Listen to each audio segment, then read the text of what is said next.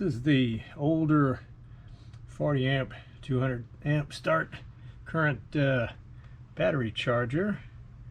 Had to put a new timer in it a couple of years ago. That's what fails on all these.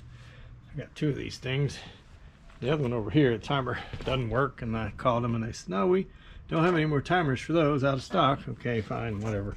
But the good thing is on this one, the alligator clips, these are pretty good. You can get them open real wide and you can get it on the battery post. These other clips that came on this other one are kind of questionable, and it's kind of odd when you get in here. Of course, only one half of it makes contact. The rest of it just there to grip. And since these are getting, wires are a little frayed in there, I wanted to put some better gator clips on it. And I've got some over here that came off some jumper cables, but I need some 4-gauge butt connectors. I can put them on here. The insulation is all crunchy. The cable's just crumbled. Anyway, these are good, strong alligator clips. Got the right kind of jaws and everything. There's really no way to disconnect this cable from in here because it's all riveted, and you'd have to disassemble it and ruin it. This is all rivet stuff.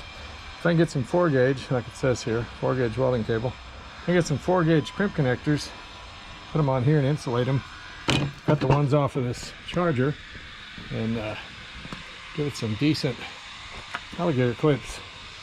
Inside this thing, kind of interesting, multi-winding transformer, of course.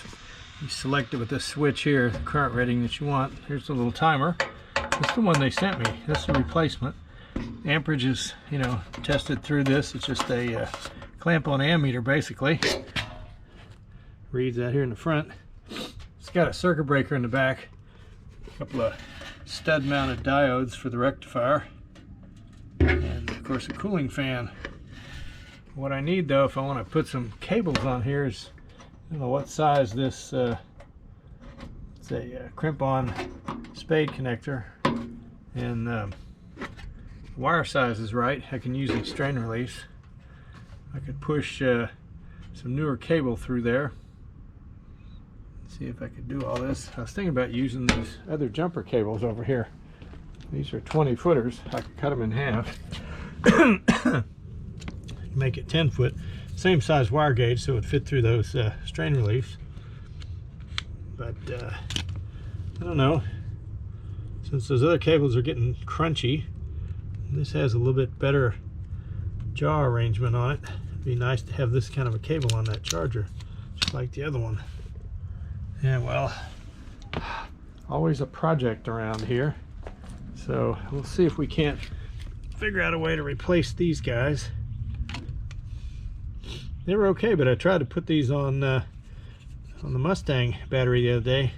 One of the Mustangs is the only remaining one that has the original battery, and it's beginning to have no capacity to crank it. So I went to jump it and charge it up, and those guys just didn't fit. Oh well, another project.